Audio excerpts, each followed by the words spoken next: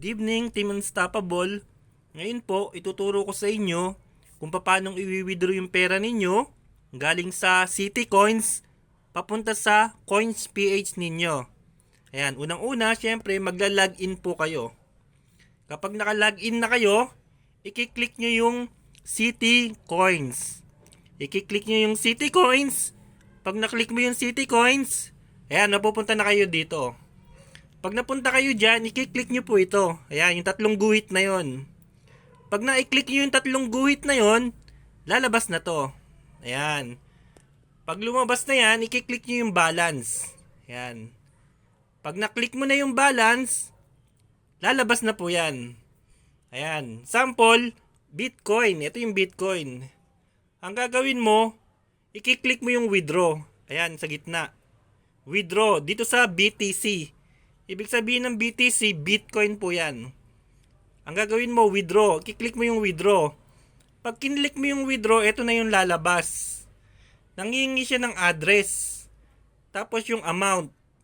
Paano mo makukuha yung address mo? Yung address mo, makukuha mo yan, magla-login ka ngayon sa Coins PH mo. Doon sa Coins PH mo, ayan. Kunyari nag-login ka sa Coins PH mo, ito yung lalabas. I-click mo to yung receive. Ayan yung receive. Pag naklik mo na yung receive, ito yung lalabas. Ayan.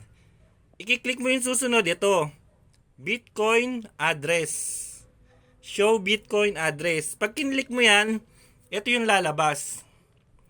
I-click mo ngayon yung show PHP address. Pag kinlik mo yung show PHP address na to, ito yung lalabas. Ayan. Ito yung ano mo ngayon, address mo. Ito yung address mo sa ano mo, coins. Ang gagawin mo lang, ika-copy paste mo lang yan. Ayan, nakasulat. Copy or share. I-click mo yung copy. Iko-kopya niya na to. Pag nakopya mo na yan, yun po yung ilalagay nyo dito. Ayan, dito. Withdrawal address. Yun yung ilalagay mo. Tapos yung amount na i-withdraw mo na galing sa City Coins mo. And then, i-click mo lang yung confirm. Okay na. Papasok na sa Coins PH mo yung pera mo sa City Coins. Ganun lang po ang pag-withdraw from City Coins to Coins PH mo. Thank you po. God bless.